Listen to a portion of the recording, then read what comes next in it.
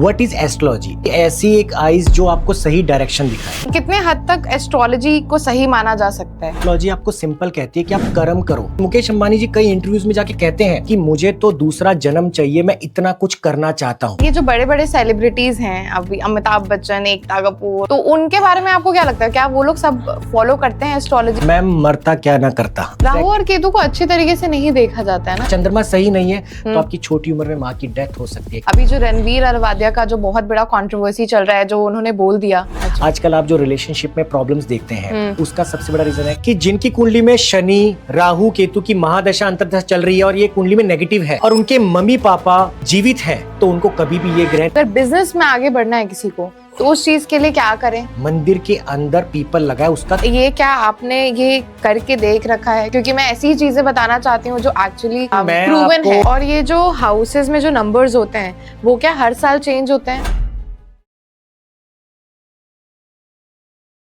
Thank you so much Ankit ji कि आप आज यहाँ आए वक्त निकाल के, and you are here to explain us about all about astrology. मैं बहुत ही ज्यादा हमेशा क्यूरियस रहती हूँ एस्ट्रोलॉजी के बारे में जानने के लिए। न्यूज़पेपर में जब से छोटी थी तब से ज़ोडिएक साइन का सेक्शन पढ़ती थी। एस्ट्रोलॉजी का यूज हम लोग अपनी जिंदगी में कैसे कर सकते हैं, and is it actually true? Does it actually affect our lives और नॉट? मैम एस्ट्रोलॉजी की डेफिनेशन अगर मैं सिंपल लैंग्वेज में बोलूँ तो ये बेसिकली एक प्लानर है।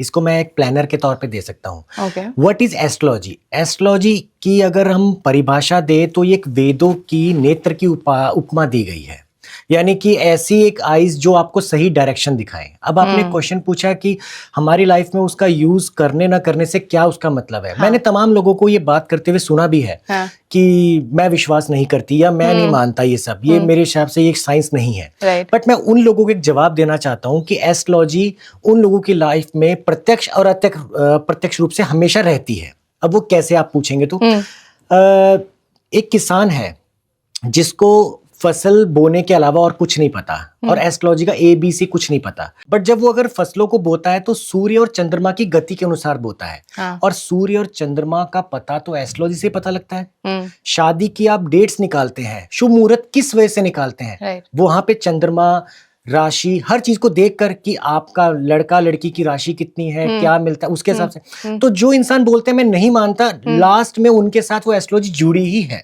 अब ये प्लानर कैसे है मैं बताना चाहता हूँ। प्लानर ऐसे है कि अगर मान लीजिए आज कोई आपको ये बता दे कि आज आपके साथ एक्सीडेंट हो सकता है तो आप ना जाएं, तो वो आपके लिए एक एडवाइस है कि शायद मेरे लिए कुछ एक ऑप्शंस है। बट अगर आपको चोट लग जाए, इलाज तो डॉक्टर नहीं करना है, बट आपको एक सजेशन पहले मिली थी, आपने नहीं मानी, that is up to you कि मैं सही नहीं थी या सही नहीं था। तो एस्ट्रोलॉजी हमेशा हर इंसान के साथ जुड़ी हुई है। एक सही सलाह एक सही इंसान को सही डायरेक्शन दिखाती है। इससे एक और बात मुझे ध्यान में आती है कि फिर आप ये बोलना चाह रहे हैं कि जो आपकी डेस्टिनी में है that is going to happen, मतलब वो जो चीजें हैं जो एस्ट्रोलॉजी के थ्रू होनी है या जो भी डेस्टिनी है आपकी वो होगी, बट आपको एक अवेयरनेस मिल जाती है पहले कि इस चीज से आप कैसे बच सकते हैं। मैम बेसिकली ना एस्ट्रोलॉजी आपको सिंपल कहती है कि आप कर्म करो। मैंने आपके लिए बहुत कुछ लिखा हुआ है। आज मैं आपके इस पॉडकास्ट पे आया हूँ, कुछ वे बना के आया हूँ। मैं सोचता और यहाँ आता नहीं होता। तो जो आया वो मेरे कर्म थे, मैं पहुंचा, ये मैंने अब अपनी डेस्टिनी अचीव कर ली है। अब यहाँ पे जो मुझे मिलेगा दैट इज माय किस्मत, जो मेरे को मिलना है, जो भगवान ने देना है। तो ज्योतिष शास्त्र भी कहता है कि मेहनत जरूर करो, फल मैंने आपके लिए बहुत अच्छा लिखा है। तो मेहनत करना तो जरूरी है ही। सारी चीजें एस्ट्रोलॉजी पे भी मत छोड़ो कि मेरे कुंडली में ये लिखा है, मेरी राशि में ये लिखा है। आपको हम जब पेरेंट्स हमारी कुंडली दिखाते हैं तो आपका बच्चा डॉक्टर बनेगा, इंजीनियर बनेगा, तो वो आपको एक एम दे देते हैं। अब उस एम तक पहुंचना तो आपको है। जब पहुंच जाओगे दैट अप टू यू कि मेरी बात तो सही निकली। बट डॉक्टर बनने तक आपको जो एफर्ट्स लगाने होते हैं, उस बीच में कई बार आप एस्ट्रोलॉजी को अप भी कर देते हो, डाउन भी कर देते हो, बिकॉज लाइफ में इतने अप एंड डाउन चलते हैं कि हम कई बार ट्रस्ट भी नहीं कर पाते। कितने हद तक एस्ट्रोलॉजी को सही माना जा सकता है? एस्ट्रोलॉजी बेसिकली एस्ट्रोलॉजी गलत नहीं है, एस्ट्रोलॉजर गलत हो सकते हैं। पढ़ाने वाले गलत हो सकते हैं, विद्या गलत नहीं हो सकती है। अगर मैं बोलूं केमिस्ट्री, फिजिक्स, मैथ्स, क्या ये गलत है? आप बोलोगे नहीं, ये तो एक सब्जेक्ट है। पढ़ाने वाला टीचर शायद गलत हो सकता है कि वो आपको सही ढंग से नहीं बता पा रहा। तो आपके क्वेश्चन का जवाब है कि आप एस्ट्रोलॉजी को गलत ना बोलिए, एस्ट्रोलॉजी पढ़ाने वाले एस्ट्रोलॉजर को बोल सकते हैं। May be he not exactly giving the right prediction about me. Right. और वो कला और वो स्किल आई थिंक बहुत सारे एक्सपीरियंस के साथ आती है। एक्सपीरियंस, कोई इमीडिएटली 6 महीने का कोर्स करके अपने आप को एक्सपर्ट नहीं बोल सकता है, बिकॉज एस्ट्रोलॉजी ऐसी है जिसमें आप जितना रीड करेंगे उतना आप इस चीज में नई चीज सीखेंगे। एस्ट्रोलॉजी बहुत डीप नॉलेज है, महादेव की, भगवान शिव की दी हुई ऐसी विद्या है जिसको आप एक दिन 6 महीने में नहीं सीख सकते हैं। अगर कोई आपको ऐसा बोलता है कि आप मेरे पास आइए, मैं डेली आपको क्लास दूंगा और सिखाऊंगा, नहीं, बिकॉज एस्ट्रोलॉजी बहुत डीप है और इसमें जितना जाएंगे आपको नई नई प्रेडिक्शंस निकलने को मिलेगी। तो ये जो बड़े बड़े सेलिब्रिटीज हैं, अभी अमिताभ बच्चन, एकता कपूर, मतलब even the big YouTubers and podcasters that are coming, तो उनके बारे में आपको क्या लगता है? क्या वो लोग सब फॉलो करते हैं एस्ट्रोलॉजी? क्या जितने भी बड़े बड़े सेलिब्रिटीज हैं जो किसी मुकाम तक पहुंचे हैं, क्या वो फॉलो करते हैं? मैम, मरता क्या ना करता। अगर मेरे को डॉक्टर ये बोलते 3 दिन बाद मौत है, आपको उठक बैठक लगानी पड़ेगी 4 बार, मैं 40 लगाऊंगा, मुझे जीना है। तो अगर ये फिल्म का जितने भी आपने नाम लिए, अगर इनको लाइफ में सफल होना है और इनको अगर कोई वे मिल जाए, कोई ऑप्शन मिल जाए, कोई सजेशन मिल जाए, इनको तो बेसिकली कंटेंट क्रिएटर क्यों कहा जाता है? बिकॉज इनको आइडियाज चाहिए होते हैं, तो आइडियाज मिल जाता है। और हर एक इंसान के ऊपर एस्ट्रोलॉजी अलग अलग तरीके से रिएक्ट करती है। आप अमिताभ बच्चन की लाइफ को अपने से जज मत करिए, एकता कपूर की लाइफ, उनकी कुंडली, उनके ग्रह टोटली अलग है, उनकी लाइफ टोटली अलग है। अब इसमें मैं रोल करूंगा, जब 9 के 9 ग्रह होते हैं वो महादशा में आके टोटली लाइफ को इफेक्ट देते हैं। किसी ने आपको बोल दिया या आप न्यूज़पेपर में पढ़ते हैं भी आज शनि ग्रह आपके ऊपर खराब है। अब अगर मैं पूरी दुनिया के लोगों की मैं बात करूं तो करोड़ों लोग हैं, राइट? उसमें शनि ग्रह सबको खराब नहीं करेगा, सबको नहीं करेगा, ये उनको करेगा जिनकी महादशा खराब है, जिनकी शनि की प्लेसमेंट उनकी कुंडली में सही नहीं है। अब हम एक एक ग्रह की बात करते हैं तो आपको इसमें ब्रीफली समझ में आएगा और मैं एग्जांपल भी देना चाहूंगा। सूर्य की महादशा व्यक्ति के जीवन में 6 साल तक इफेक्ट डालती है। जब भी सूर्य की महादशा आती है, वह व्यक्ति सबसे पहले तो लीड करेगा, कैप्टन बनेगा। अगर आपने उसको ऑफिस में दबा दिया तो वो छोड़ देगा काम। ये कैसे लेकिन देखते हैं महादशा? लगन चार्ट से। अच्छा। लगन चार्ट से आप देखते हैं, जैसे अभी आपने जो क्वेश्चन पूछा है एस्ट्रोलॉजर जो कैसे बनते हैं और कैसे, ये इमीडिएटली नहीं पता लगा सकते कि आपने कहीं ऐप में डाला और वहां आ गया, इसकी रीडिंग करनी पड़ती है। अच्छा। तो महादशा बेसिकली है क्या, आपको मैं इसका डेफिनेशन दूं, जब कोई भी ग्रह अपनी फुल अवस्था, प्रबल अवस्था में आ जाता है, हाईली स्ट्रांग हो जाता है, देन दैट कॉल्ड महादशा। एग्जाम्पल, आज बीजेपी की सरकार चल रही है, बीजेपी महादशा है, अब मोदी उसमें सूर्य ग्रह है। अब यानी समझ ली कि जिसकी महादशा उसी की चलेगी। अब सूर्य की महादशा है तो सूर्य की ही चलनी है, बाकी सब ग्रह जो है वो तो उसके। अभी किसकी महादशा चल रही है? ये डिपेंड करता है किसकी कुंडली देखते हैं।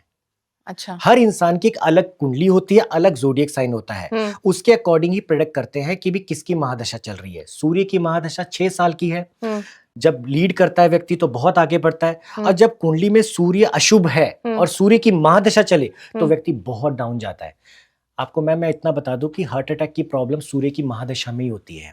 आपके पिता की डेथ, आपके पिता के साथ संबंध खराब, आपके घर से आपको डिस्टेंस रहना, ये उसी समय होता है।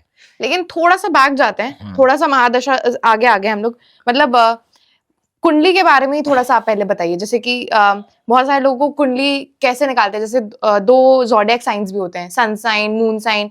पहले ना मतलब थोड़ा सा इसके बारे में बता करके फिर आप महादशा के बारे में बताइए। देखिए, ज़ोडिएक साइन हमारे टाइम पे यहाँ पे जो भी लोग पूछते हैं, वो लोग बेसिकली आपके नाम के फर्स्ट अल्फाबेट के हिसाब से देख लेते हैं कि मेरा नाम, जैसे एग्जांपल मेरा नाम अंकित है, ए नाम से ए नाम किसके आगे आ रहा है, एरिस, मेष, आपकी तो मेष है। वो तरीका नहीं होता है। उसको आप एज अ लाइक ऑप्शंस रख सकते हैं या सिर्फ एंटरटेनमेंट रख सकते हैं, बट अगर सही में राशि पता करनी है, लगन चार्ट में जहां पे मून बैठा है, आप अपना जब भी चार्ट खोलेंगे उसमें जहां पे मून बैठा है, चंद्रमा बैठा है, जिस नंबर में बैठा है वो नंबर आपकी राशि है। अच्छा। अगर वो मून 4 में बैठा है तो कर्क राशि है, 5 में बैठा है तो उसके हिसाब से हर राशि डिसाइड करते हैं। और जो आप बोल रहे हैं ज़ोडिएक साइन जो न्यूज़पेपर में लिखा होता है 21 टू इसके बीच में, that is completely western astrology, that is not Indian astrology, that is not Vedic astrology. Indian astrology says that where the moon present, that called कि आपकी ये zodiac sign है, उसको मानना चाहिए। ठीक है। अब इसके बाद हम अपने अलग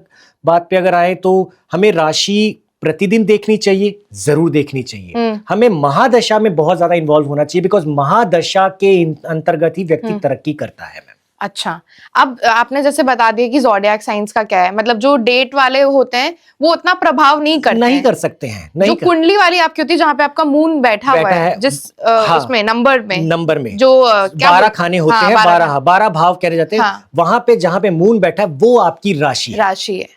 तो चलिए राशि तो सारे व्यूअर्स अपने अपने निकाल लेंगे, कुंडली अगर नहीं बनाई है तो फिर कमेंट बॉक्स में जरूर बताइएगा कि आपकी कौन सी राशि है। हाँ, राशि जरूर बताइएगा। और आजकल कुंडली मतलब राशि जानने के लिए भी बहुत सारे एप्लीकेशन आ गए, तो आप ऑनलाइन चेक कर सकते हैं। वहां पे जाके आप देखिए कि आपका मून कहाँ बैठा है और वो आपकी ज़ोडिएक साइन है। तो अब राशियों का जो कैरेक्टरिस्टिक्स होता है, थोड़ा उसके बारे में अगर बात करना चाहें आप, मतलब और उसके बाद फिर आप महादशा के बारे में देखिए, हर एक राशि का एक अलग रोल होता है। सूर्य की बात करें, लीड करने के लिए जाना जाता है। चंद्रमा जो होता है मन का कारक होता है। चंद्रमा यानी जिसकी मून है वो बहुत चंचल मिलेगा आपको, बहुत शांत मिलेगा। इसके बाद अगर बात करें मंगल की, तो मंगल वाला व्यक्ति जो है आराम से बैठता नहीं है, उसको कुछ ना कुछ करते रहना होता है। बुध वाला व्यक्ति जो होता है वो सब कुछ चल रहा है, उसका माइंड इतना शार्प होता है कि मैं लास्ट में बोलूंगा और छक्का मार के जीत जाऊंगा गेम।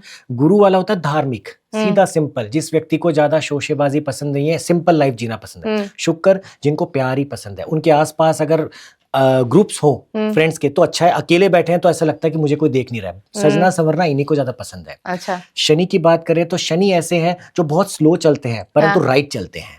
ओके। राहु जो होते हैं वो आपको हमेशा एक कंफ्यूजन में रखते हैं कि ये आपका है या आपका नहीं है। केतु जो है आपको खुशी देने के बाद अनसेटिस्फाई कर देते कि मैं इसके लिए भाग रहा था। एग्जाम्पल, आपको आज फोन मिल जाए, वो फोन आपका एक ड्रीम फोन था, ले लिया, 4 दिन बाद उसी फोन को देखकर यार इसके लिए मैं परेशान हो रही थी। दैट तो हर एक ग्रह का, एक तो मैंने आपको बहुत छोटी छोटी बातें बताई, डीप में जाएंगे तो हर एक ग्रह का एक अलग अलग रोल होता है, क्योंकि वो कौन से भाव में बैठा है और वो कैसा रिएक्शन दे रहा है।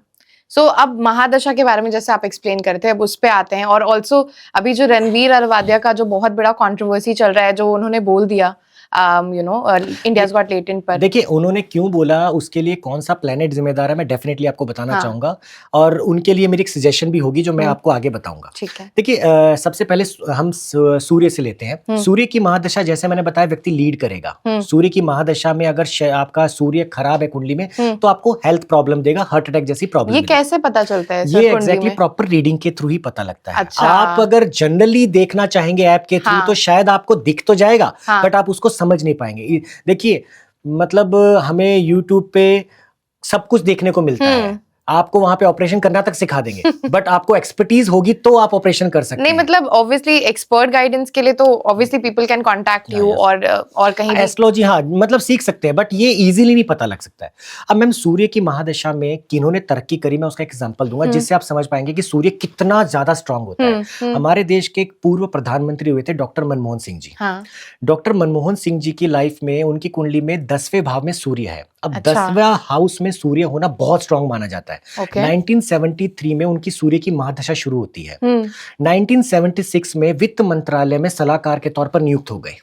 उसी साल में कुछ महीने बाद उसी वित्त मंत्रालय में आर्थिक सलाहकार के तौर पर उनको एक पद दे दिया गया। दैट मीन समझिए कि सूर्य ने उनको उतना फेम दिया कि राजनीति में जिस पॉइंट पे हर कोई पॉलिटिशियन चाहता है कि मैं एक पोजीशन पे जाऊं जहां पे मेरा नाम हो, तो जो पॉलिटिक्स में है मैं उनको एक सलाह देना चाहूंगा, अगर सूर्य महादशा चल रही है और सूर्य आपका शुभ है तो आपका वो टाइम आ गया है कि आप जो बोलेंगे जनता वही सुनना चाहेगी। और जिसकी सूर्य की महादशा चल रही है और सूर्य खराब है, उसको क्या डोनेट करना चाहिए, क्या रेमेडीज करनी चाहिए? सबसे पहले वो व्यक्ति गोल्ड पहनना शुरू कर दे। अच्छा। गोल्ड उनके लिए बहुत बेस्ट है। बिना सींग वाली जो गाय है उसकी सेवा करे, जिन गाय की सींग नहीं होते हैं। तीसरा, उस व्यक्ति को एग्रेशन को कंट्रोल करने के लिए अपनी फैमिली के साथ ज्यादा से ज्यादा समय व्यतीत करना चाहिए। 12 मुखी रुद्राक्ष जरूर धारण करे। अब रुद्राक्ष का रोल भी हमारी कुंडली में अलग अलग होता है। रुद्राक्ष आपको पॉजिटिविटी देता है क्योंकि महादेव का वो अंश माना जाता है। तो सूर्य बेसिकली आपको बहुत अच्छी चीजें तब देगा जब उसका टाइम आएगा। अच्छा। इसी तरह अगर हम आगे चंद्रमा की बात करें, चंद्रमा जो है 10 साल तक आपकी लाइफ इफेक्ट डालता है। चंद्रमा मन का कारक, माता का कारक। अगर आपकी कुंडली में चंद्रमा सही है तो आपकी माँ से आपको बहुत प्यार मिलेगा। अगर चंद्रमा सही नहीं है तो आपकी छोटी उम्र में माँ की डेथ हो सकती है, कैंसर जैसी बीमारी हो सकती है, आप गाड़ी बंगला किसी भी चीज का कोई भी सुख नहीं ले पाएंगे। चंद्रमा आपकी कुंडली में जब खराब होता है तो आपको सारे सुख छीन लेता है, और चंद्रमा अच्छा होता है तो बहुत कुछ देता है। इसका एक एग्जाम्पल, अंबानीज में मुकेश अंबानी जी 1977 में यूएस से पढ़ाई करके इंडिया आते हैं। जब वो अपने फादर के साथ बिजनेस में हाथ बटाना शुरू करते हैं तब चंद्रमा की महादशा चल रही थी। और वो व्यक्ति ने चंद्रमा की महादशा में जब काम शुरू किया, आज तक दुनिया को दिखा दिया। मतलब हम आज से कुछ साल पहले सोच सकते थे कि हर किसी के हाथ में फोन आ जाएगा। मतलब आप आज अगर नॉर्मल लेबर क्लास में देखोगे तो उनके पास भी फोन है, वीडियो कॉल के ऑप्शन है, उसमें अंबानी इसका बहुत बड़ा हाथ है। तो दैट मीन्स चंद्रमा ने जब देना चाहा तो ऐसा दिया कि आपको कोई हरा नहीं सकता। और आज मुकेश अंबानी जी कई इंटरव्यूज में जाके कहते हैं कि मुझे तो दूसरा जन्म चाहिए, मैं इतना कुछ करना चाहता हूं। यानी वो अपनी लाइफ डिजायर देखिए उनकी कि मैं अभी मेरे को दूसरा जन्म भगवान और दीजिए, मेरे पास और भी कुछ देने के लिए। तो ये महादशा ये हर किसी के कुंडली में आती है? हर किसी की कुंडली, हर किसी का एक ऐसा टाइम आता है, गोल्डन पीरियड आता है। 100% उस गोल्डन पीरियड में आपको सही एडवाइस चाहिए, और वो सही एडवाइस से अगर आप चल दिए तो आप डेफिनेटली ग्रो करेंगे। अब मैम यहाँ पे महादशा कैसे पता करें ये जानना बहुत जरूरी है। आप ऑनलाइन सॉफ्टवेयर से date of birth, time of birth, place of birth डालिए। मैं चाहूंगा आप अपने स्क्रीन पे भी दिखाइएगा। आप date of birth, time of birth, place of birth डालिए, नीचे के जगह पे जाएंगे जहाँ पे दशा लिखी है, महादशा, अंतरदशा, प्रत्यंतर दशा।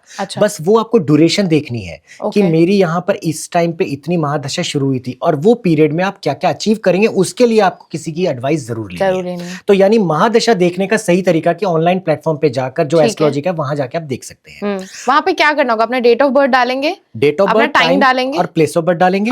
आपको नीचे की तरफ आएंगे, लगन चार्ट, चंद्र चार्ट, नवांश कुंडली के बाद नीचे आपको दिखाई देगा जहां पे दशा लिखी होगी, दशा लिखी होगी, और वो दशा में आप अपना देख लीजिए कि मेरी दशा कौन सी चल रही है। वो ईयर वहां पे ऑलरेडी मेंशन है।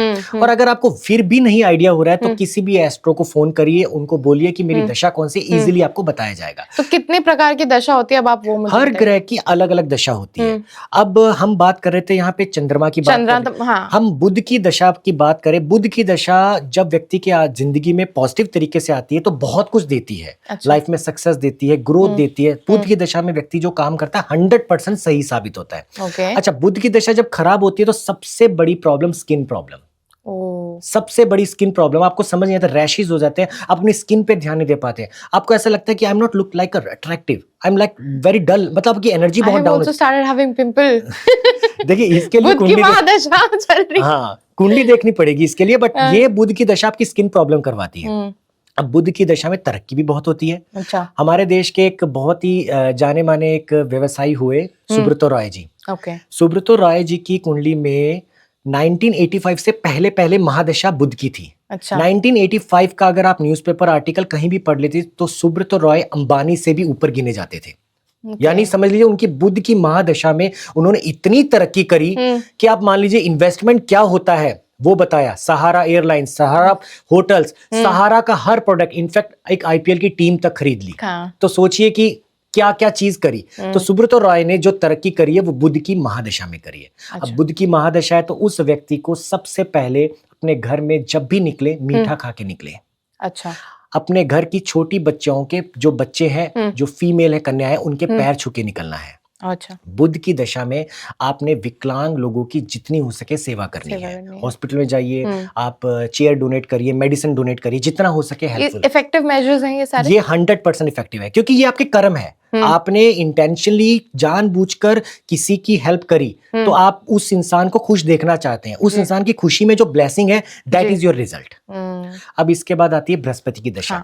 अब मैम बृहस्पति की दशा का एक बहुत इंपॉर्टेंट चीज है। बृहस्पति की दशा जब भी व्यक्ति की लाइफ में आती है ना, व्यक्ति डर वाले काम ज्यादा करता है, और अगर निडर रहकर लगा रहे तो वह व्यक्ति उस काम में सफल होता है, अध्यात्म की तरफ जुड़ता है। अच्छा। और इसका एक एग्जाम्पल है हमारे देश के सुपरस्टार शाहरुख खान।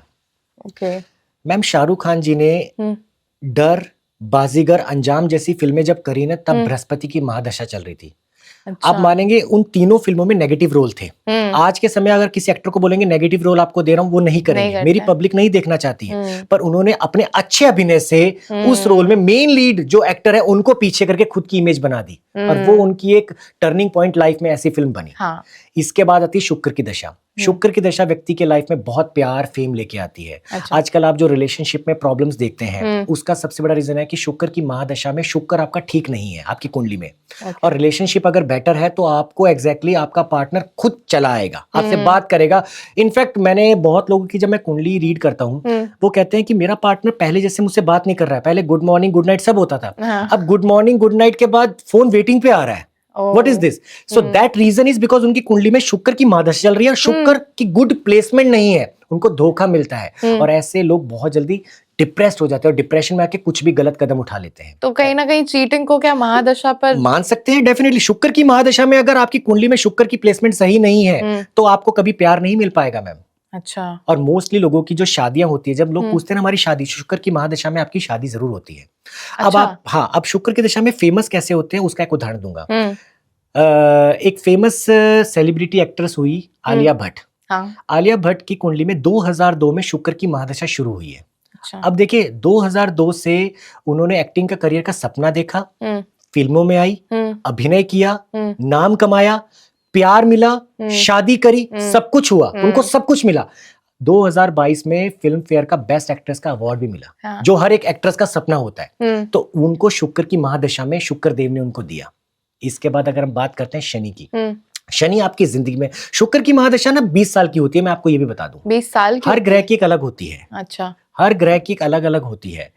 शुक्र की मेरा एक बीच में सॉरी क्वेश्चन आ रहा है कि अगर किसी की महादशा 60 साल की उम्र में शुरू हो तब तो उस महादशा का कोई फायदा ही नहीं। आप 60 साल में आप रिलेशनशिप तो नहीं करवा सकते ना। 60 साल में डिपेंड करता है कि उसकी महादशा में उसके ग्रह कौन से एक्टिव है और वो क्या कर रहे हैं। देखिए, हम शुक्र की महादशा को सिर्फ रिलेशनशिप ना देखें। शुक्र की महादशा को आप देख सकते हैं, मेरा वे ऑफ टॉकिंग बहुत इंप्रूव हो गया है। मैं अपने करियर में बहुत अच्छी वक्ता बन चुकी हूँ। मैं एक गुड रिप्रेजेंटेटिव हूँ। आप जैसे पॉडकास्ट में है इस समय, आप ले रहे हैं और आप शुक्र की महादशा चल रही है और आप रिलेशनशिप पे नहीं है, तो आप इसका फायदा अपने इसमें देख सकते हैं कि मैं गुड लिसनर, गुड कैचर बन रही हूँ। तो शुक्र की महादशा आपको और भी मतलब फेमस करने में शुक्र का सबसे बड़ा हाथ शुक्र का है। शनि की महादशा व्यक्ति के जीवन में 19 साल तक इफेक्ट डालती है। शनि की महादशा जब भी व्यक्ति के लाइफ में आती है, पहले तो आपको जी तोड़ मेहनत करवाएगा। अच्छा। जी तोड़ मेहनत, ऐसी मेहनत कि आपको जीरो पे ले आएगा और फिर आपको फेमस करेगा। अगर कुंडली में शनि सही जगह प्लेसमेंट नहीं है तो आपको जिंदगी में कभी कुछ नहीं मिल पाएगा, क्योंकि शनि, राहु, केतु, इनको कलयुगी ग्रह माना गया। आजकल इन्हीं को ग्रह को ज्यादा इंपॉर्टेंट दी गई है, क्योंकि ये कर्म के देवता है और आजकल जो कर्म हो रहे हैं वो जल्दी रिव्यूज में जाते हैं। रिव्यूज में जैसे मान लीजिए आज मैंने मेरी गर्लफ्रेंड को चीट किया, तो मुझे बहुत जल्दी चीटिंग कहीं और से भी मिलेगी। अच्छा, कर्मा हिट करेगा। रिलेशनशिप में आज के समय ये चीज, क्योंकि जैसे जैसे हम ग्लोबली अपने आप को हम ओपन करते जा रहे हैं, हम आईटीज में ज्यादा जाते जा रहे हैं, टेक में ज्यादा घुस रहे हैं। पहले के जमाने में अगर कोई हस्बैंड वाइफ की लड़ाई होती थी तो वो कमरे में ही सॉल्व हो जाती थी। आज वो समाज में जाके सॉल्व हो रही है। समाज में जाना मतलब 10 बातें होना, और 10 बातों में फिर आपको 10 की 50 सुननी पड़ती है, क्योंकि हमारी जबान में तो हड्डी नहीं होती है, किसके मुंह में क्या बात है वो पकड़ नहीं सकते हैं। सही बात है। अब इसके बाद आती है कि अगर शनि की दशा में किन्होंने कितनी ग्रोथ करी है। अमिताभ बच्चन जी, अगर आप उनका चार्ट खोलेंगे, जब शनि की महादशा शुरू हुई तो वो कर्जे में आ गए। ऐसे कर्जे में आ गए कि उनको मार्केट से पैसा उठाना पड़ा, उनकी फिल्में नहीं चल रही थी। और शनि ने पहले उनको टेस्ट किया पेशेंसली, उन्होंने मेहनत करना नहीं छोड़ा, उन्होंने लगन के साथ लगे रहे। और आज जो इंटरनेट पे अमाउंट दिखाती है 3000 प्लस करोड़ के मालिक है वो। आज वो मतलब एक बहुत शख्सियत बन चुके हैं। दूसरा एग्जांपल एलन मस्क। अब एलन मस्क की एक मैं बात बोलना चाहता हूँ, शनि की महादशा में उन्होंने रिस्क वाले काम किए। आज से कुछ साल पहले जब लोग बोलते थे मैं इलेक्ट्रिक कार बना रहा हूँ, लोग हंसते थे, यार कहाँ चलेगी भाई इलेक्ट्रिक कार, आज कौन चार्ज करता रहेगा। और आने वाले 10 साल में इलेक्ट्रिक कार का ही जमाना है। तो उनके जो सपने देखिए कि उन्होंने मतलब 10 साल बाद की सोची, मेहनत करते रहे। और आज एलन मस्क ऐसे हैं कि नासा के थ्रू मतलब अर्थ से भी बाहर जाने का सोच रहे हैं, और वो प्रूफ करके भी दिखाया उन्होंने। तो आपको शनि जो है देने में आता तो छप्पड़ फाड़ के देता है।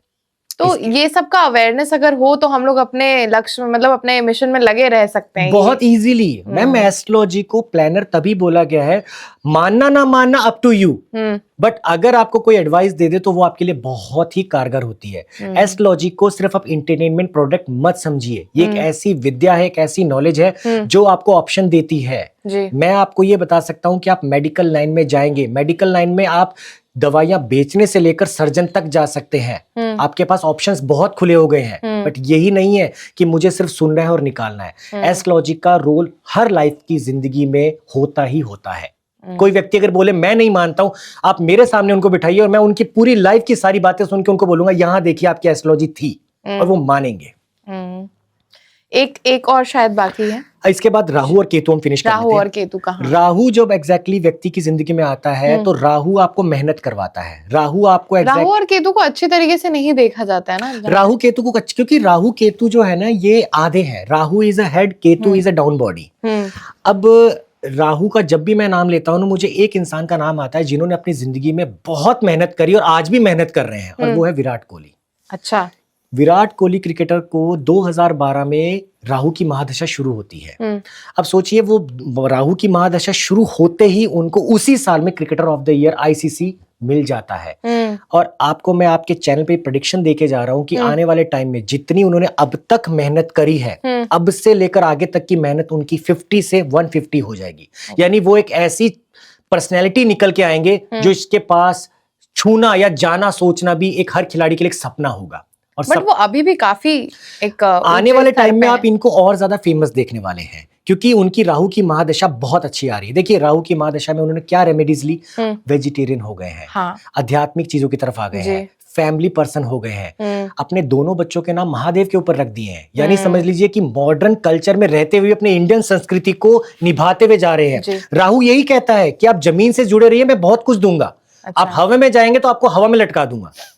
अब केतु का एग्जांपल सुनिए। केतु आपको क्या करता है? केतु आपको रिस्क लेना सिखाता है। रिस्क लेकर आप अगर अपने सभी लोगों की बातें नहीं सुनेंगे, जो नेगेटिव एनिमीज लोग हैं, तो आप सफल होंगे। केतु आपकी जिंदगी में बहुत कुछ देता है, बहुत कुछ देता है, पर वो आपको तब देता है जब आप तकलीफों में हो। केतु की दशा व्यक्ति के जीवन में 7 साल तक आती है। केतु की दशा व्यक्ति को सबसे पहले तो ये सिखा देती है कि आप मेहनत करते रहिए, आपके लिए फल बहुत अच्छा है। अगर आप तकलीफ में रहकर भी चीजों को हासिल करने की कोशिश करते रहेंगे, वो केतु देगा। अब साउथ के एक बहुत ही फेमस एक्टर हुए जो बॉलीवुड में भी आजकल बहुत अच्छा नाम कमा रहे हैं, प्रभास। अब प्रभास जी ने अपनी लाइफ में केतु की महादशा के समय आदि पुरुष नामक एक फिल्म करी, जिसको बहुत लोगों ने नहीं सराहा, परंतु उन्होंने अपने अभिनय से उस फिल्म को ऐसा बना के दिखाया कि धीरे धीरे लोगों को वो फिल्म पसंद आने लग गई। यानी रिस्क वाले काम करते जाओ, फल आपको जरूर मिलेगा। और जब भी केतु की महादशा आए तो वह व्यक्ति अंधे लोगों की सेवा करना शुरू कर दे। अच्छा। आई साइट जिनकी वीक है उनको चश्मा डोनेट करें। आप काली गाय की सेवा शुरू कर दीजिए। आप सफेद चीजें जितना हो सके डोनेट करिए और पहनिए। अगर ऐसा करते हैं तो ये आपके लिए बहुत ही लाभकारी रहेगा। चलिए, ये तो आपने सारी महादशाओं के बारे में बता दिया, ड्यूरेशन बता दिया, कहीं कहीं में आपने थोड़ी थोड़ी रेमेडीज भी बताई हैं। बट अगर आपको चेक करना है तो जैसे सर ने बोला कि आप किसी भी ऐप के थ्रू जाकर के अपनी कुंडली निकलवा करके। हाँ, मैं तो आपके दर्शकों को भी बोलूंगा कि आप अभी आप अपने ऑनलाइन सॉफ्टवेयर में जाके date of birth, time of birth, place of birth डालिए, और नीचे सबसे नीचे जहाँ पे आपको महादशा लिखी है कमेंट में जरूर बताइएगा। ये मैम हमें बताएंगे जब मैसेज करके, तो हम आपको रिप्लाई जरूर करेंगे कि आपके लिए आने वाला टाइम कैसा है। हाँ जरूर। लेकिन उस पे आते हैं, हमने रणवीर के बारे में बात शुरू की थी, बट फिर हम लोग महादशा में शिफ्ट कर गए थे। तो I just want you to explain कि आखिर, क्योंकि रणवीर ने मेरे हिसाब से ऐसी कोई ऐसी बात नहीं बहुत ज्यादा बोल दी जो बहुत ज्यादा कंट्रोवर्शियल थी। उन्होंने एज एन एग्जाम्पल कि एक हाइपोथेटिकल सिचुएशन थ्रो किया था, बट इतना ज्यादा कंट्रोवर्सी हो गया उसके पीछे कि अभी वो जेल तक जाने की बात आ रही है उनकी। मैम देखिए, सबसे पहले रणवीर जी की अगर बात को मैं एस्ट्रोलॉजी से मिला के देखता हूँ, सबसे पहले उनकी कुंडली अगर देखते हैं तो उनकी कुंडली में 3rd हाउस और 11th हाउस बहुत स्ट्रांग है। और ये दो अगर स्ट्रांग हाउस है तो वो व्यक्ति सोशल मीडिया में फेमस होगा। अगर आपको फेमस होना है, क्योंकि ये दोनों घर जो होते हैं ये कम्युनिकेशन के होते हैं, सोशल मीडिया के होते हैं, आपके लिंक के होते हैं। 3 और 11 आपके भाव देखने होते हैं, मतलब हाउसेस। जहां पे 3rd हाउस है, जहां पे 11th हाउस है, ये बहुत स्ट्रांग होनी चाहिए। रणवीर जी की कुंडली में ये दोनों बहुत स्ट्रांग है। और यहाँ पे उनकी वाणी इनको बहुत ज्यादा फेमस करती है। आज देखिए, वो फेमस हुए अपनी वाणी की वजह से, वे ऑफ टॉकिंग की वजह से, और आज बदनाम हुए अपनी वाणी, वे ऑफ टॉकिंग की वजह से। उनकी प्रेजेंटली जो है बृहस्पति की महादशा चल रही है। अब बृहस्पति की महादशा 2014 में शुरू हुई उनकी, जो उनको अच्छा फेम दे रही है। यूट्यूब का चैनल भी बनाया, फेमस भी हुए, बड़े बड़े लोगों से उठना बैठना सब कुछ कर रहे हैं वो नाम। आप मानिए, जैसे ही गुरु की महादशा में मंगल की अंतरदशा शुरू होती है, यानी गुरु के अंदर मंगल एक्टिव हुआ। मंगल क्या करवाता है? एग्रेशन, वाणी, कुछ भी बोल दो। यानी इंसान के मतलब वे ऑफ टॉकिंग पे कई बार कंट्रोल नहीं रहता है। तो सोचिए, जिस आवाज ने उनको सम्मान दिया, उसी आवाज ने उनको बर्बाद कर दिया। तो अब मैं उनके लिए एक प्रेडिक्शन भी देना चाहता हूं आपके चैनल के माध्यम से।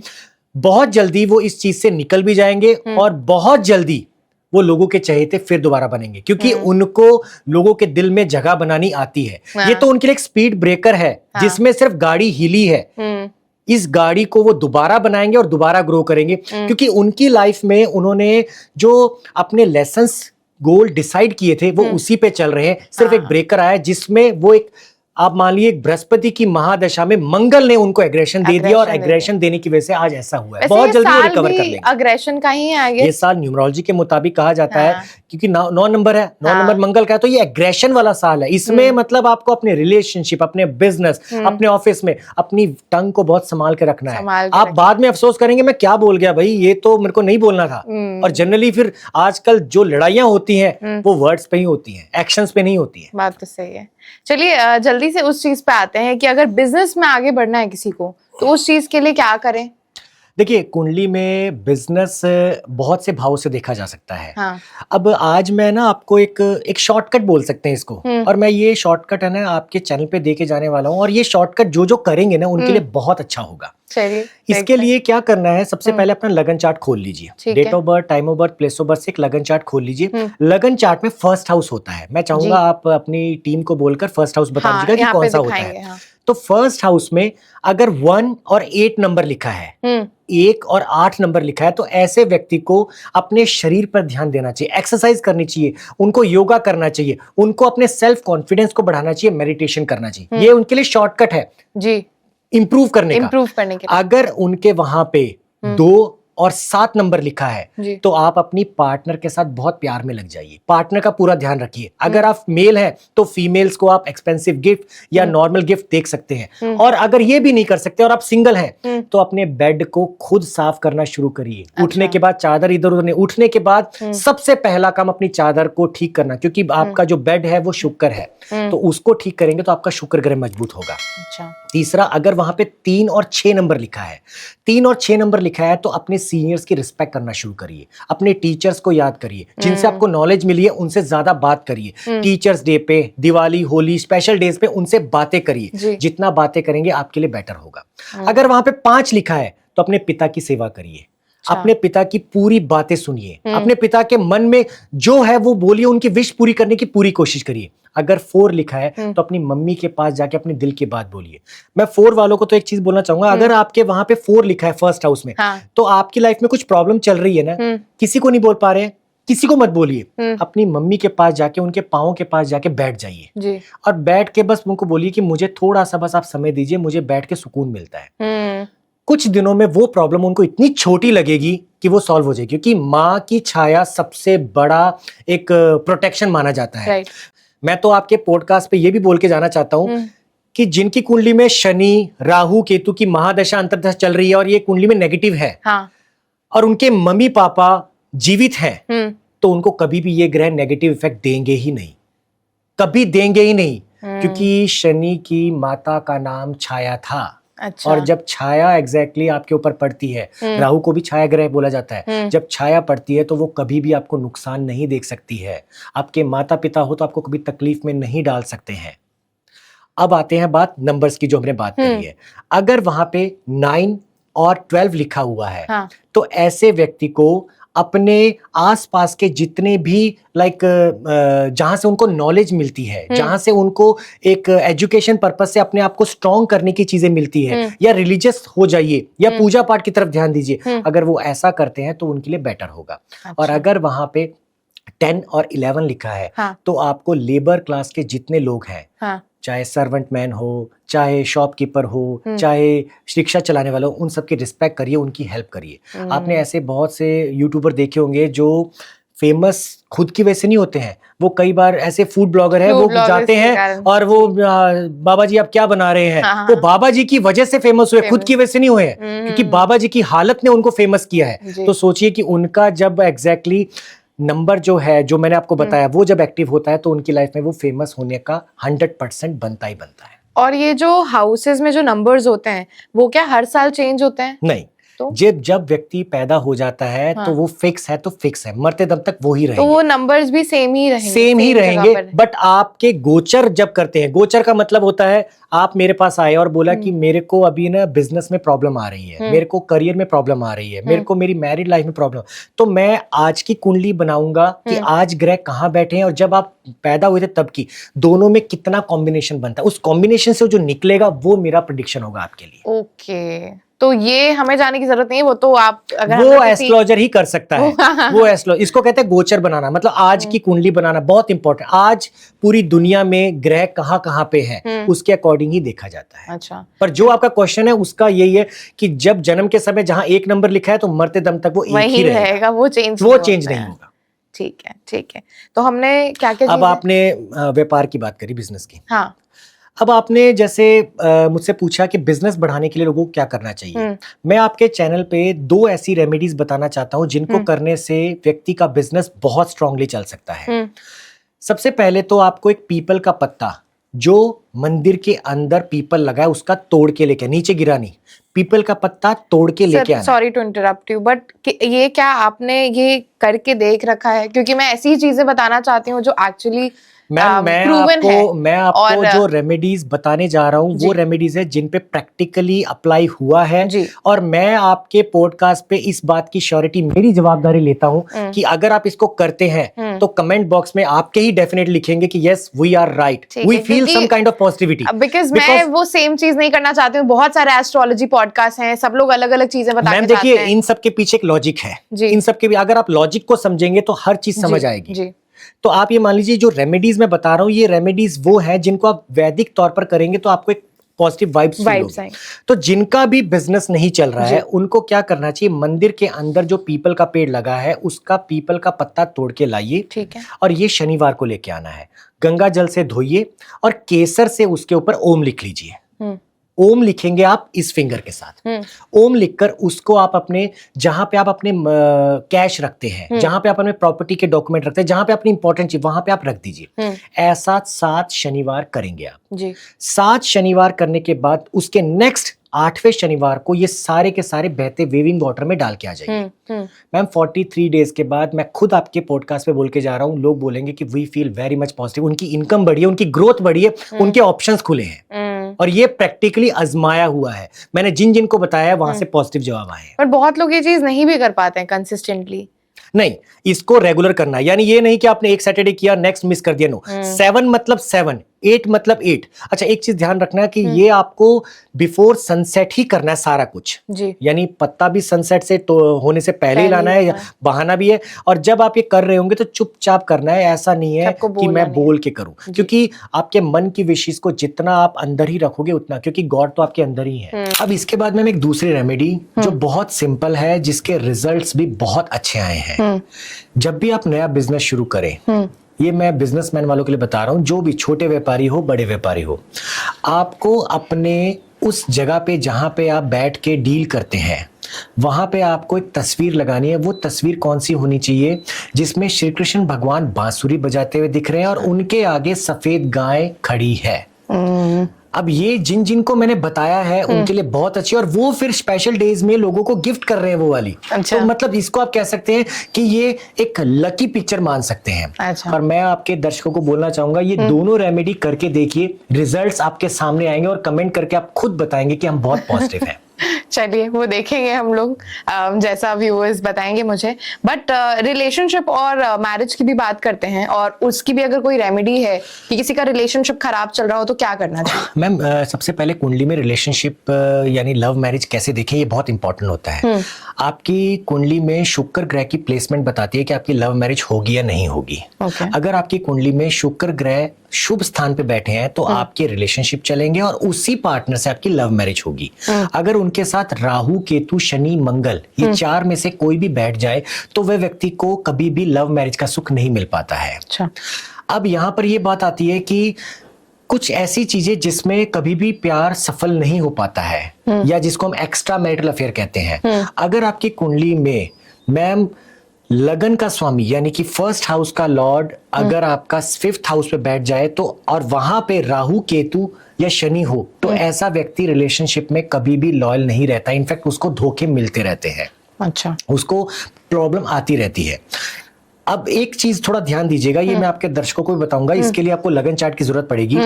अगर आपकी कुंडली में 11th हाउस में और 10th हाउस में यहां पे 1, 4 और 10th और 11th, ये 4 नंबर याद रखिएगा। इसमें अगर बुध और शुक्र बैठ जाएं, बुध और शुक्र, दैट मीन्स आपके वहां पे विराजमान है, दोनों साथ में है, और वो लगन के यानी फर्स्ट हाउस के लॉर्ड है, तो ऐसा व्यक्ति रिलेशनशिप में कैसा रहता है? Teacher student, boss assistant. यानी आपने कई बार सुना होगा कॉर्पोरेट में कि मेरे अफेयर चलते हैं, एक्स्ट्रा मैरिटल अफेयर आपके ऑफिस में ही चलेंगे, मैरिड होने के बाद भी, शादी से पहले भी।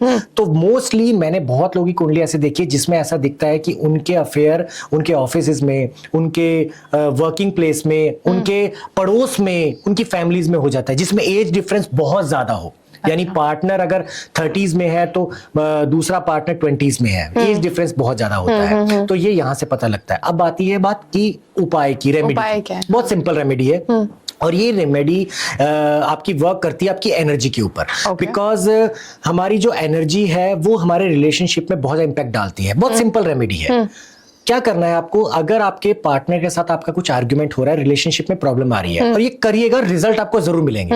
आपको क्या करना है? अगर आप राइट हैंडेड है तो राइट हैंड, लेफ्ट हैंडेड है तो लेफ्ट हैंड। आप जिस हाथ से लिखते हैं उस हाथ के इंडेक्स फिंगर, थंब के साथ वाली फर्स्ट फिंगर से पिल्लो के ऊपर जिसपे सर रखते हैं, उसके ऊपर अपने पार्टनर का नाम ड्रॉ कर लीजिए। अब आप बोलेंगे यार ये नाम ड्रॉ करना बड़ा लॉजिक समझ नहीं आया, तो इसका लॉजिक मैं बता दूं मैम। जब हम सो जाते हैं, नींद में अनकॉन्शियस माइंड में हमारी बॉडी जो है नेगेटिविटी को प्रोड्यूस करती है, लेती है, छोड़ती है एटमॉस्फेयर के अकॉर्डिंग।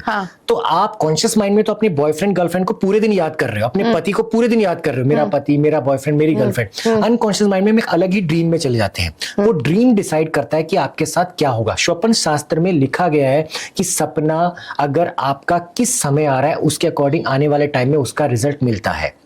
व्यक्ति को सोने से पहले अगर पार्टनर से नाराजगी है, आपको इंडेक्स फिंगर से पार्टनर का सिर्फ नेम, सरनेम नहीं, सिर्फ नेम लिखना है और सो जाना है। ये प्रतिदिन 43 डेज तक करिए। आपका टूटता हुआ रिश्ता, आपका रिलेशनशिप में आई अप एंड डाउन, आपके रिलेशनशिप में थोड़े डाउनफॉल, वो रिकवर होने, क्योंकि आपकी एनर्जी आपके पार्टनर से कनेक्ट हो गई है। कहीं ना कहीं आपके ड्रीम्स में आपको ऐसा लगेगा कि जैसे मैं कोई मैरिज देख रही हूँ, मैं खुशी देख रही हूँ, मेरे को मेरा बॉयफ्रेंड, मेरी गर्लफ्रेंड मुझसे बात कर रहे हैं, और वो आपका मैनिफेस्टेशन आपके पार्टनर को तरफ आपको अट्रैक्ट करता है, और मैनिफेस्टेशन से आप अपने पार्टनर को अपनी तरफ फिर ला भी सकते हैं। So I think it's all about manifestation. Everything is depend on the energy plus manifestation. Not only manifestation, not only energy. आपकी एनर्जी, क्योंकि हमारी बॉडी के 7 चक्रा जो होते हैं वो एक्टिव करने बहुत जरूरी है। और अगर आपके रिलेशनशिप में प्रॉब्लम चल रही है और आपको कंफ्यूजन है, समझ नहीं आ रहा है, तो 7 चक्रा ब्रेसलेट भी उस समय जरूर पहनना चाहिए, जो आपके सारे एलिमेंट को एक्टिव करके आपको डिसीजन लेने में ओरिएंटेड बनाता है, स्ट्रेट फॉरवर्ड बनाता है। चलिए अंकित जी, आपको काफी लेट हो रहा है एंड आई एम नो कि थोड़ी हड़बड़ी है, इसलिए हम लोग रेमेडीज पे ज्यादा बात कर रहे हैं। बट कुछ चीजें हैं जो मैं फिर भी सारे दर्शकों के लिए पूछना चाहती हूँ। जैसे कुंडली क्यों दिखा करके शादी करना जरूरी है? मतलब पहले तो ऑब्वियसली कुंडली was the most important thing, पहले कुंडली मिलाते थे, बट आजकल देख रहे हैं कि कुंडली लोग नहीं मिलाते हैं। तो उसका क्या मतलब प्रोज एंड कॉन्स क्या है? कुंडली मिलवाने का अच्छा बेनिफिट क्या है और कुंडली मिलवानी मेरे हिसाब से बहुत जरूरी है। देखिए, अब एक रिलेशनशिप में एक गर्लफ्रेंड बॉयफ्रेंड है, वो 5-6 साल से रिलेशनशिप में है। अब उनके पास सिर्फ एक मैरिज सर्टिफिकेट नहीं है, बाकी उठना बैठना खाना पीना सब कुछ हो रहा है 5-6 साल से, तो दैट मीन्स उनकी एनर्जी एक दूसरे में जा चुकी है। अब वहां पे एग्जैक्टली पेरेंट्स अप्रूवल नहीं मिल पा रहा है, वो कुंडली से देखा जाएगा। बट कुंडली अगर आप मिलाते हैं तो आप बहुत हद तक पार्टनर के नेचर को, पार्टनर की क्वालिटीज को, पार्टनर की फैमिली को, खुद की फैमिली को, करियर को जज कर सकते हैं। अब कुंडली मिलाते समय आजकल देखा जाता है कि 36 में से 10 गुण मिल रहे हैं, हम तो नहीं करेंगे शादी। मैं कहता हूं मैंने 10 गुणों वालों की शादी भी कराई है, बच्चे भी हुए, सब कुछ है। गुण इज डजंट मैटर। ओके, राशि मित्रता होनी चाहिए। आपके पार्टनर से आपकी बॉन्डिंग स्ट्रांग होनी चाहिए। अगर नाड़ी दोष आ रहा है तो आप सोच सकते हैं कि शायद मैं शादी ना करूं, बिकॉज नाड़ी दोष का कोई स्पेसिफिक सोल्यूशन नहीं है। आजकल लोग महामृत्युंजय मंत्र का पाठ करा लेते हैं या कोई और पूजाएं करा लेते हैं, बट नाड़ी दोष को छोड़कर अगर कोई भी दोष आता है तो उनकी रेमेडीज लेके आप अपने पार्टनर से। नाड़ी दोष में क्या नुकसान है? नाड़ी दोष में आपको संतान सुख से संबंधित दिक्कत आती है, फीमेल को कंसीव करने में प्रॉब्लम आती है, बच्चे अगर पैदा हो जाए तो वो अब नॉर्मल हो जाते हैं, या बच्चे बड़े होके कहना नहीं मानते हैं, या फिर आपके पार्टनर की आपकी हेल्थ खराब होती है। नाड़ी दोष का सोल्यूशन बेसिकली आप कम देखेंगे बट अदर चीजों का है। तो जब भी कुंडली मिलाएं आप ये जरूर देखें कि नाड़ी दोष ना हो, बाकी सभी दोष हो तो उनके रेमेडीज करें। 36 में से 10 गुण भी है तो भी शादी कर सकते हैं। और राशि का, जैसे आपने बोला राशि मैच, राशि मित्रता यानी किसकी किसके साथ राशि, जैसे जल तत्व की राशि हो गई है, अग्नि तत्व की राशि। अग्नि तत्व में मान लीजिए कि आप मेष राशि और आपके पार्टनर की जो राशि सिंह आती है, तो दोनों अग्नि तत्व, दोनों एग्रेसिव, तो आप दोनों शादी कर सकते हैं, आपकी मित्रता बनती है, आपका एक दूसरे का बॉन्ड है। बट मान लीजिए कि आकाश और धरती का कोई मेल नहीं है, आकाश बॉय है, धरती मेल है, शादी कर लेंगे तो कभी वो डिफरेंसेस पूरा कर ही नहीं पाएंगे। वो राशि मित्रता देखनी भी बहुत जरूरी है। कुंडली मिलान तो से कौन सी राशि किसके साथ बैठती है? मैम ये पूरा आपको जब हम डीप चार्ट रीडिंग करते हैं तो पता लगता है, बिकॉज कई राशियों का किसी के साथ बहुत पॉजिटिव इफेक्ट भी होता है और कईयों का नेगेटिव होता है। हर एक राशि का एक अलग सिंबल और अलग वैल्यू होती है। तो जैसे वेस्टर्न एस्ट्रोलॉजी तो हम लोग ऑनलाइन पढ़ लेते हैं कि इसके साथ ये कंपैटिबल है, बट अगर आप वैदिक एस्ट्रोलॉजी से हमें थोड़ा सा बता सकें कि कौन सी राशि किस राशि के साथ देखिए मैम ऐसे है, मैं कर्क राशि वालों के लिए तो एक बताना चाहूंगा। कर्क राशि वाले जो ऐसे होते हैं वो सबके साथ घुल मिल जाते हैं, क्योंकि ये बहुत कैंसर बहुत भावनात्मक, बहुत भोले होते हैं। चंद्रमा की राशि होती है, मन का कारक होता है, दिल में बात छुपा के रखते हैं। मैम ये अपने पार्टनर को सब कुछ देने के बाद भी पार्टनर से यही सुनने को मिलता है कि आखिर आपने मेरे लिए किया ही क्या है। ये इसको मैं भोली राशि बोलता हूँ। ये ऐसी राशि है जो बेचारी जब पार्टनर डांट के लड़ के सुना भी देना, लास्ट में ये खुद की गलती नहीं, हाँ शायद वो सही था, मैं ही गलत थी या मैं ही गलत था, दैट मींस इसकी सबके साथ बन जाती है, क्योंकि ये एडजस्ट करना जानते हैं। एक ऐसी और राशि है मीन राशि। मीन इज लास्ट, पाइसेस जो है ना वो ऐसी है, इसको जोडियक साइन में भी लास्ट नंबर मिला है तो लाइफ में भी लास्ट ही है। मतलब लाइफ कह लीजिए कि लंगर में सबसे लास्ट में मिलेगा जो मिलेगा। तो ये राशि वाले ना मतलब इतने ज्यादा चीजों को देख देख के सहन कर करके कंफर्टेबल हो चुके हैं कि अब इनको धोखा, प्यार, ये सब चीजों को, वर्ड को सुन के हल्की सी हंसी आती है कि ये तो नॉर्मल बातें हैं। तो ये दो राशि है जो सबके साथ मेल खाती है। अच्छा। सिंह राशि वाले की अगर बात करूं, लियो की बात करूं, ये शेर दिल है। अगर आपके पार्टनर की सिंह राशि है तो आप अगर दबाना चाहते हैं तो आप गलत फहमी में मत रहिए, वो दबेंगे नहीं। डोमिनेंट पर्सन आप उनका समझिए, उनका साइन भी अगर देखेंगे तो शेर बना हुआ है, तो दैट मीन्स वो दबने वाले नहीं है। उनको आप प्यार से कुछ भी करवा लीजिए। सिंह राशि वाले लव मैरिज अगर करेंगे तो करके ही रहेंगे। पेरेंट्स माने ना माने मुझे नहीं पता है, मेरे घर वाले नहीं मान रहे, कुछ नहीं, मैं घर बारात लेके आ रहा हूं या मैं उठाने आ रहा हूं, मतलब ये जिद्दी नेचर के हैं। ऐसे ही कॉम्प्रोमाइजिंग राशि में बोलूंगा स्कॉर्पियो, वृश्चिक राशि को। अच्छा। ये ऐसी राशि है जो कॉम्प्रोमाइज कर लेती है, इनको सच सुनना ही पसंद है, झूठ बोलना, झूठ सुनना कभी पसंद नहीं है। अगर आपके साथ है तो आप ही के हैं, और अगर आपने धोखा दे दिया तो फिर आपकी शक्ल देखना, आपका नंबर देखना, आपका एड्रेस देखना भी पसंद नहीं करते। आप जिस गली में रहते हैं उस गली में भी नहीं जाएंगे। ये बहुत ही माइंड कंट्रोल व्यक्ति होते हैं। तो कुछ ऐसी राशियां हैं जो अपने पार्टनर से बहुत जल्दी घुल मिल जाती है, और कुछ होती है जो स्ट्रेट फॉरवर्ड होती हैं। अगर आप थोड़े और भी राशियों के बारे में बता दें तो हम लोग उसी को लेकर के कंक्लूड कर सकते हैं। मेष राशि की बात आऊं तो मेष राशि बेसिकली आपकी ऊर्जा से, आपकी एनर्जी, आपकी साहस को रिप्रेजेंट करती है। इस राशि वालों का जैसे मैंने बताया कि सूर्य के साथ बहुत अच्छा बनता है, धनु के साथ बहुत अच्छी बनती है। अब अगर बात करें यहाँ पर वृषभ राशि प्यार की मानी जाती है। अच्छा, वृषभ टॉरस एक ऐसी राशि है जिनको जल्दी प्यार होता नहीं है, और हो गया तो इनके जैसा प्यार कोई कर भी नहीं सकता है।